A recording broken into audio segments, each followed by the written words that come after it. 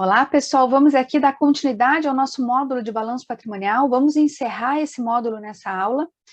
Só para a gente resgatar, então, na aula passada, concluímos falando do cálculo da reserva legal, e eu mostrei para você como nós calculamos e pedi para que você fique sempre atento ao limite obrigatório e limite facultativo.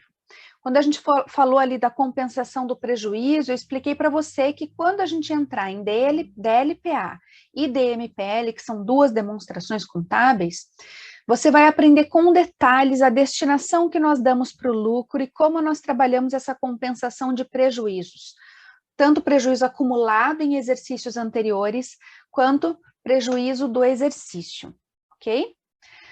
Então, lembre sempre, temos o lucro, se a gente já tiver no balanço patrimonial um prejuízo acumulado, nós compensamos esse prejuízo e depois calculamos a reserva legal, certo? Vamos agora falar da reserva de contingências. Dá uma olhadinha aí no teu material, vamos passar pela lei e eu vou te explicar essa reserva. E a lei 6404 trata da reserva de contingências aqui no artigo 195, e diz o seguinte: a Assembleia Geral poderá, por proposta dos órgãos da administração, destinar uma parte do lucro líquido à formação de reserva com a finalidade de compensar, em exercício futuro, a diminuição do lucro decorrente de perda julgada provável, cujo valor possa ser estimado. Parágrafo 1º. A proposta dos órgãos da administração deverá indicar a causa da perda prevista e justificar, com as razões de prudência que a recomendem, a constituição da reserva. A reserva será revertida no exercício em que deixarem de existir as razões que justificaram a sua constituição ou em que ocorrer a perda. Então, veja, essa reserva aqui, a reserva de contingências, ela tem a finalidade de separar um valor para resguardar o resultado da companhia de perda futura, que envolva uma certa incerteza. Então, quando a entidade ela se encontra em uma posição em que a perda financeira futura é provável, pela ocorrência de algum evento futuro, que eu já vou citar alguns exemplos, ela pode constituir essa reserva. Perceba que a constituição aqui, ó, é facultativa, ela poderá constituir. E aí, tem que ser proposta pelos órgãos da administração que vão indicar a causa dessa perda prevista e justificar a constituição da reserva que nós vimos aqui embaixo, ok? O valor ele vai poder ser estimado com base em algumas situações semelhantes. Se o evento se materializar, provavelmente vai acontecer uma perda que vai reduzir o resultado e a reserva vai ser revertida, certo? Outra hipótese de reversão é quando deixar de existir a situação que serviu como base para a constituição da reserva de contingências. E o que pode acontecer aqui? Quais são as situações, os eventos que podem gerar a constituição dessa reserva? Então, ela pode ser constituída por geadas, secas, enchentes. São situações que podem gerar aí uma redução de resultado no futuro, né? No caso aqui, enchentes, no caso das empresas agrícolas, lançamento de produtos pela concorrência que podem resultar em perda do mercado. Então, lançamentos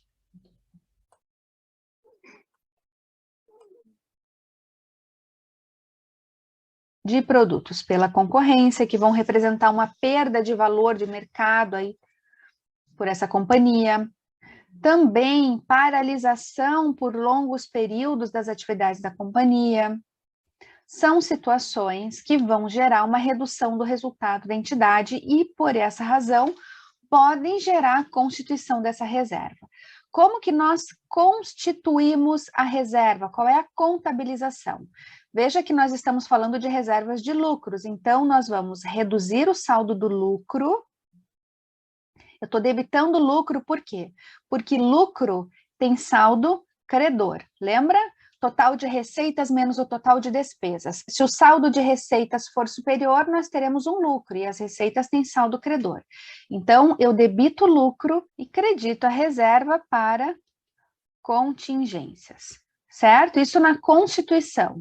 E na reversão dessa reserva? Bom, eu vou debitar a reserva para contingências, veja que eu estou revertendo essa contabilização, e vou creditar os lucros ou prejuízos acumulados. Estou revertendo, eu estou fazendo aqui o quê? Um estorno dessa contabilização quando eu faço a reversão. Tranquilo, pessoal? Essa é a reserva para contingências. A próxima reserva é a reserva estatutária. Veja o que diz o artigo 194 e depois eu vou te explicar a composição dessa reserva. Então, veja.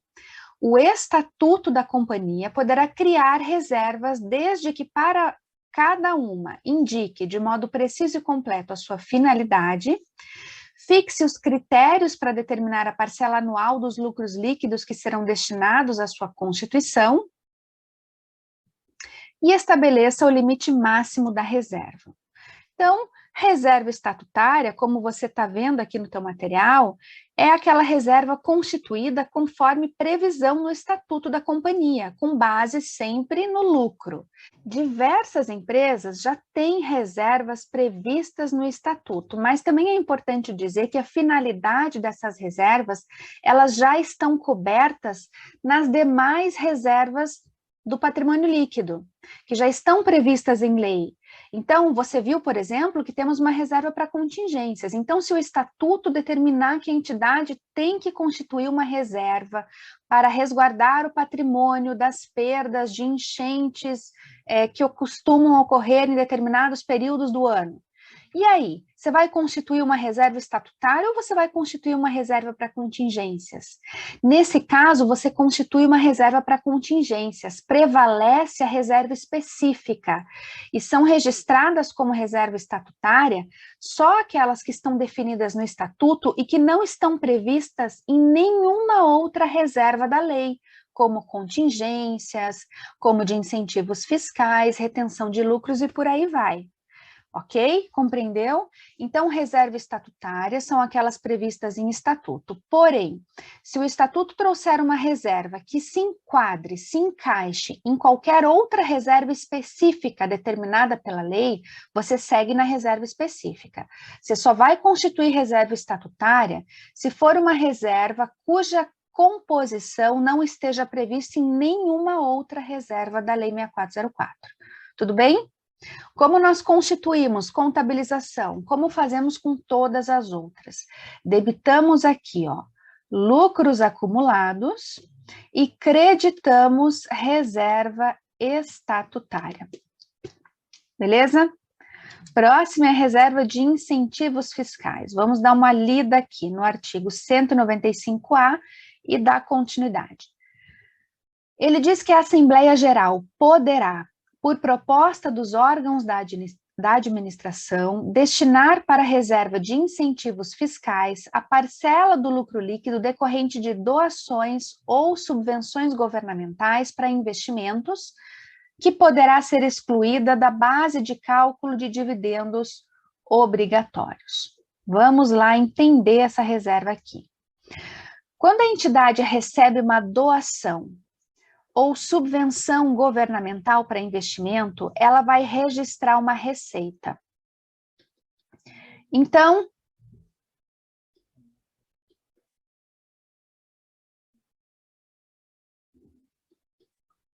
recebeu uma doação ou subvenção governamental para investimentos, registra uma receita. Depois, na apuração do resultado, essa receita vai fazer parte do lucro do exercício. E aí, depois da apuração do resultado, ela vai destinar o valor que vai ser apurado de lucro para reserva de incentivos fiscais. Entendeu o raciocínio? Então, recebeu uma doação ou subvenção governamental, registra uma receita. Essa receita vai fazer parte do lucro que a empresa vai apurar, né, no resultado do exercício, e aí ela vai e separa esse valor de receita, que faz parte do lucro, para a reserva de incentivos fiscais. Quando for apurada a base de cálculo do dividendo mínimo obrigatório, o valor da reserva poderá ser abatido, poderá ser excluído. Dessa forma, o valor ele não vai ser distribuído como dividendo aos sócios, porque ele vai ser excluído da base de cálculo. O que é essa subvenção governamental? Subvenção governamental, pessoal, é uma assistência governamental que geralmente acontece na forma de contribuição de natureza pecuniária. Mas ela não está restrita a dinheiro, não está restrita a uma natureza pecuniária. Ela pode ser concedida em troca de cumprimento de algumas condições relacionadas às atividades operacionais da empresa. Pode acontecer por isenção de impostos, pode ser concedida como um estímulo, por exemplo, para a implantação ou expansão de empreendimentos, um terreno para a construção de uma fábrica. Então, são estímulos, são incentivos que o governo dá. Como é que nós vamos contabilizar? No recebimento da doação, vamos lá.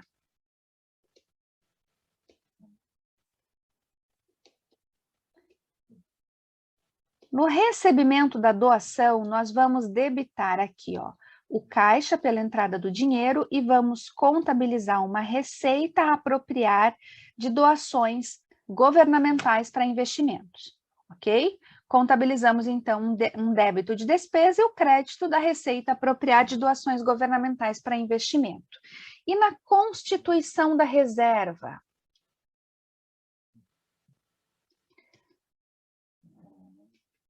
Na constituição, nós vamos fazer aquilo que já estamos fazendo até agora. Debitamos o lucro do exercício e creditamos a reserva de incentivos fiscais.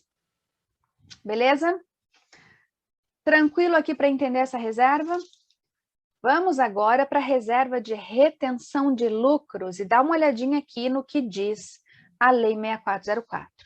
Ela fala que a Assembleia Geral poderá, por proposta dos órgãos da administração, deliberar reter parcela do lucro líquido do exercício prevista em orçamento de capital por ela previamente aprovado.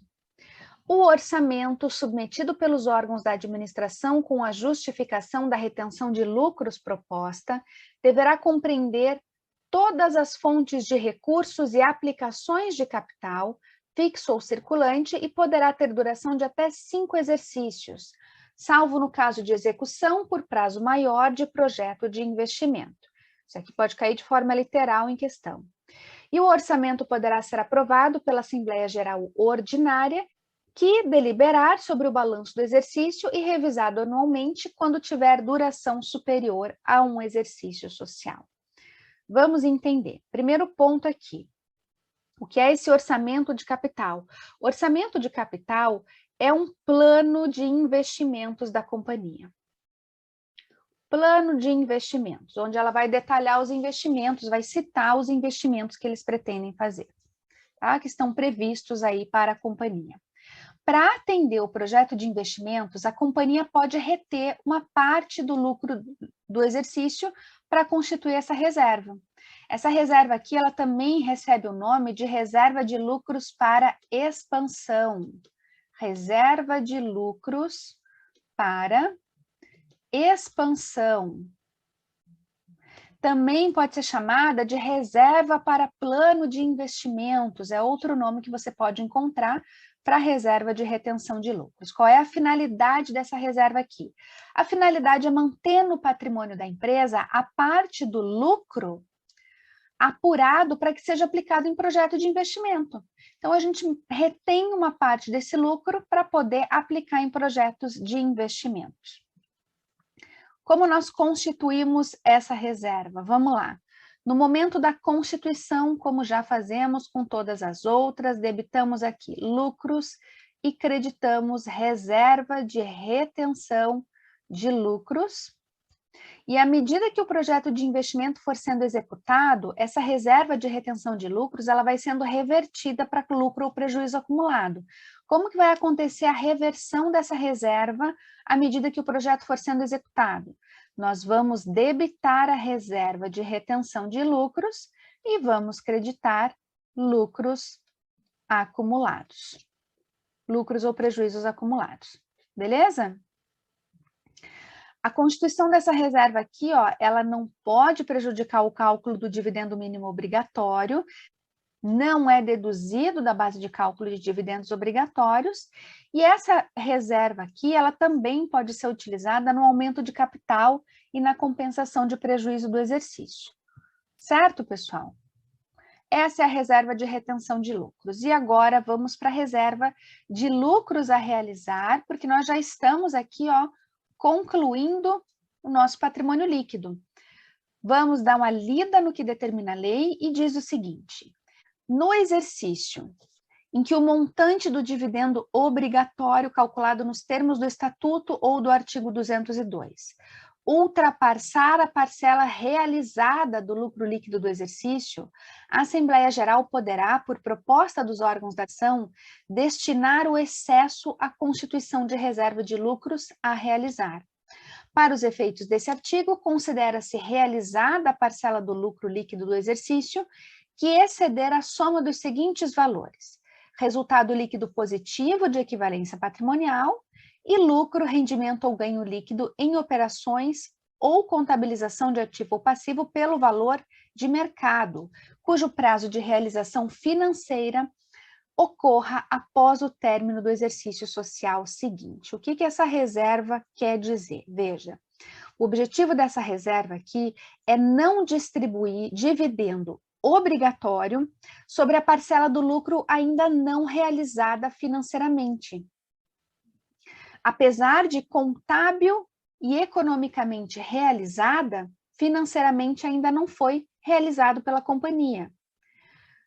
E quando que isso acontece? Em que situações isso acontece? Como nós contabilizamos as receitas pelo regime de competência, nem toda contabilização vai afetar o ativo circulante. Então, não é toda contabilização que faz parte da apuração do lucro que afeta o ativo circulante da companhia. Nós poderíamos dizer que toda a contabilização de receita afeta o ativo se a gente fizesse a contabilização pelo regime de caixa, que aí pelo regime de caixa você contabiliza a receita quando entra dinheiro. Mas o regime de competência não. Você contabiliza a receita quando ocorre o fato. Então, nem sempre o dinheiro entrou na companhia, mas você contabilizou uma receita que gerou impacto no resultado do exercício, entendeu o raciocínio? Como ele vai em cadeia? Se você contabilizasse pelo regime de caixa, toda vez que você contabilizasse uma receita, você teria um aumento no teu ativo circulante, mas pelo regime de competência não. Porque você não contabiliza quando entra o dinheiro, você contabiliza quando ocorre o fato. Então, pensa comigo, venda de mercadorias é uma situação que gera contabilização de receita. Se você vende à vista, no ato aumentou o saldo do teu ativo circulante porque entra dinheiro. Agora, se você vende a prazo, não. Se você vende a prazo, o dinheiro não entrou na companhia ainda. Eu falo aqui ativo circulante, estou falando do dinheiro que entra. Então, nesse caso, afetou contabilmente o resultado? Afetou, mas financeiramente ainda não, porque o dinheiro ainda não entrou. É esse o raciocínio, tá? Por isso que ele fala ali, ó, parcela do lucro realizada. E por isso que eu falei para você aqui, que como a contabilidade considera na apuração do lucro regime de competência, dificilmente todo o lucro apurado da companhia resulta num aumento correspondente no ativo. Então, a gente constitui essa reserva. Na constituição da reserva, essa reserva é um pouquinho mais complicado de vocês entenderem e normalmente ela cai aqui, ó, na literalidade. É complicado de vocês entenderem nesse ponto do curso, porque vocês ainda estão meio crus, né? No raciocínio da contabilidade, mas com o tempo ela vai se assentando. E você tem que focar no artigo, porque eu já falei para você que cobrança de patrimônio líquido, ela vem muito forte na literalidade da lei ou em alguns termos da lei. Vamos lá. Na constituição dessa reserva, contabilização é sempre o mesmo raciocínio. Debitamos o lucro e creditamos a reserva de lucros a realizar. Foi, pessoal, aqui? Então, de novo, só para a gente concluir, agora que eu dei a explicação, talvez o conceito dela fique mais fácil, lembrando que o objetivo de constituir essa reserva é não distribuir dividendo obrigatório sobre a parcela do lucro ainda não realizada financeiramente pela companhia, quando esses dividendos excederem a parcela financeiramente realizada do lucro líquido do exercício. Então, para não distribuir dividendos sobre aquela parcela ainda não realizada, nós constituímos essa reserva de lucros a realizar, certo? Vamos agora para a próxima reserva, mas antes vamos passar aqui pelo parágrafo 2º, porque eu já estava passando batido por ele, e ele diz o seguinte: a reserva de lucros a realizar somente poderá ser utilizada para o pagamento do dividendo obrigatório. Tranquilo, pessoal? Agora sim, vamos para a reserva especial de dividendos obrigatórios, que diz o seguinte aqui na lei: os lucros que deixarem de ser distribuídos nos termos do parágrafo 4 serão registrados como reserva especial. E se não absorvidos por prejuízos em exercícios subsequentes, deverão ser pagos como dividendo assim que permitir a situação financeira da companhia. E aí, como nós contabilizamos essa reserva? Nós vamos debitar aqui lucros acumulados e creditar a reserva especial de dividendos obrigatórios não distribuídos. Ok? Vamos aqui para prêmio na emissão de debêntures. Veja, essa aqui, ela era considerada uma reserva de capital. Era considerado uma reserva de capital. Com as alterações que aconteceram na Lei 6404, ela passou a ser classificada como um passivo, uma receita recebida antecipadamente e registrada no resultado como uma receita conforme regime de competência. Então, cuidado, porque hoje é chamada de prêmio na emissão de debêntures, não é mais patrimônio líquido. Se você está estudando contabilidade há mais tempo, cuidado, porque vocês costumam se confundir com essas situações que tínhamos no passado, mas que não temos mais hoje. Prêmio na emissão de debêntures era considerado uma reserva de capital, hoje não é mais, certo? Hoje é considerada uma conta de passivo, uma receita recebida antecipadamente, ok? Tá aí no teu material, faz essa anotação para que você não se confunda mais, porque se você de repente começa a estudar por questões antigas, você pode se deparar com essa reserva para prêmio na emissão de debêntures, isso não é mais, tá? Vira e mexe, então eu recebo esse questionamento de alguns alunos que estão estudando há mais tempo, fique ligado nesse detalhe. E para a gente concluir, vamos falar agora de ações em tesouraria.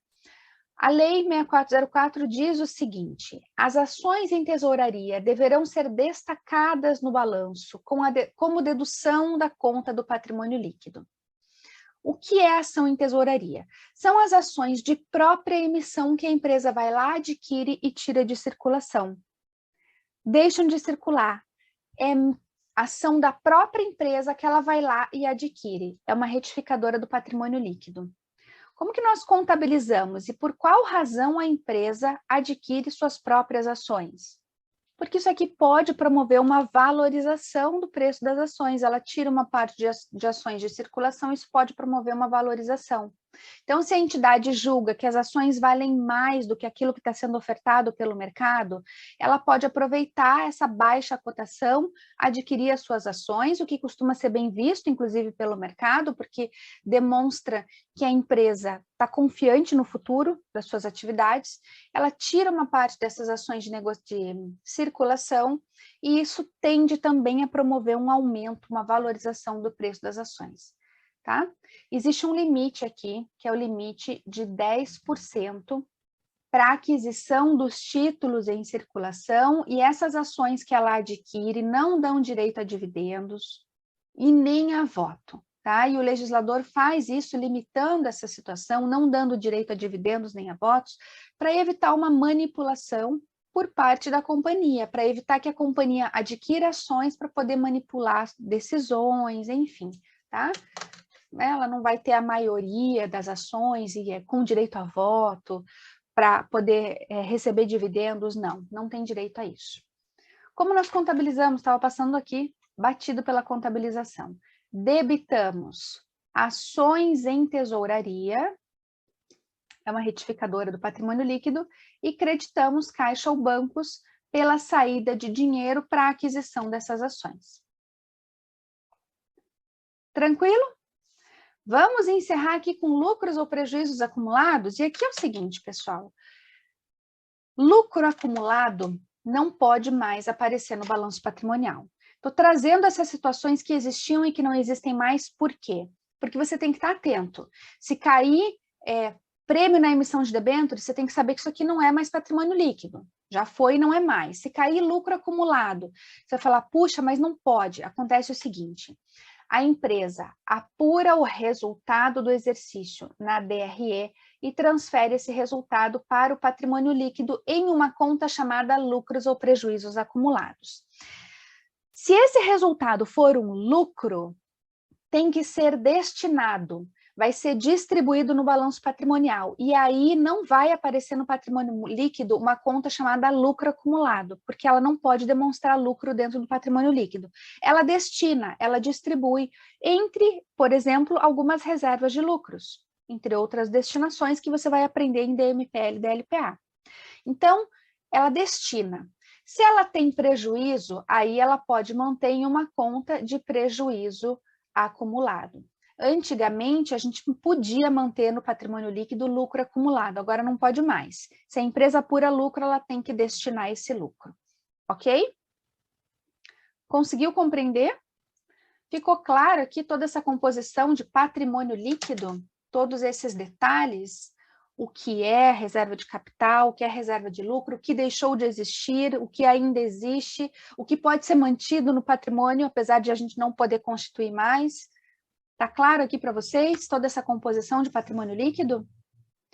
Vamos, então, aqui encerrar esse nosso módulo de balanço patrimonial.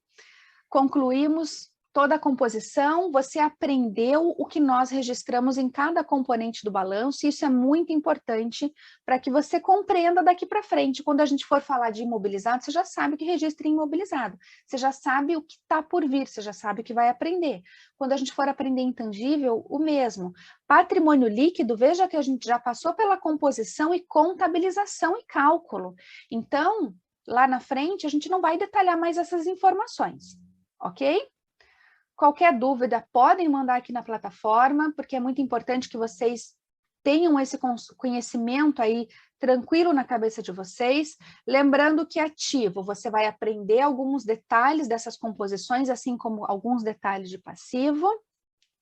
Patrimônio líquido fica restrito ao que determina a lei e essas explicações que eu te dei nessas aulas, para que você entenda essa composição. Beleza, pessoal? Vamos encerrar, então, a parte teórica desse módulo. Na próxima aula, começamos a corrigir os exercícios. Então, até já.